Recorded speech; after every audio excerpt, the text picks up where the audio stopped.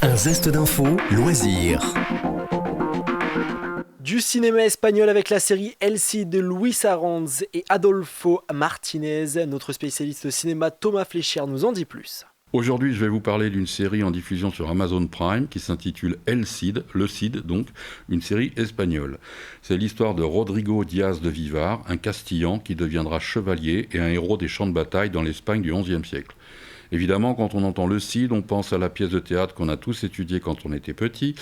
En fait, on peut dire que d'une certaine manière, la série et ses événements et les événements qui y sont relatés sont ceux qui ont inspiré la pièce, mais je rassure tout de suite, ce n'est pas du théâtre filmé, très loin de là. En réalité, on suit le parcours du jeune Rodrigo, qui à 12 ans entre au service du roi Fernando dans le royaume de Léon. Devenu écuyer, il entrera au service de Sancho, l'un des fils du roi. On suivra également ses amours compliqués avec Jimena, Chimène donc, engagée auprès d'un comte, ennemi de Rodrigo.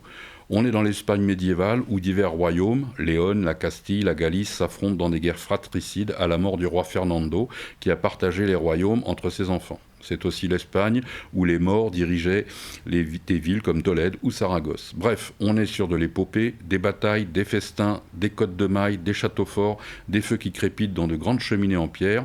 On apprend d'ailleurs l'origine de ce titre, Le Cid, et pourquoi il a été donné à Rodrigo.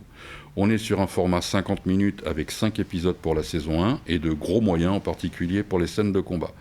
Côté comédien, dans le rôle de Rodrigo, du Cid donc, on retrouve le Denver de la Casa de Papel, à savoir Jaime Lorente.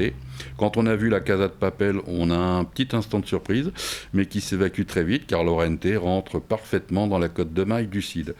L'intérêt de la série est multiple. D'abord, comme déjà indiqué, c'est la trame de fond de la pièce de Corneille, mais elle va bien au-delà.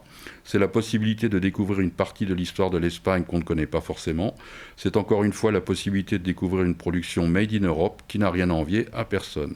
La saison 2, qui reprend exactement là où on s'est arrêté à la saison 1, est en boîte et ne devrait pas tarder à être diffusée. Si cette chronique vous a donné envie, vous pouvez retrouver d'autres podcasts en audio et vidéo sur notre site et application Radio Sensation et sur notre chaîne YouTube. Un zeste d'info sur Sensation.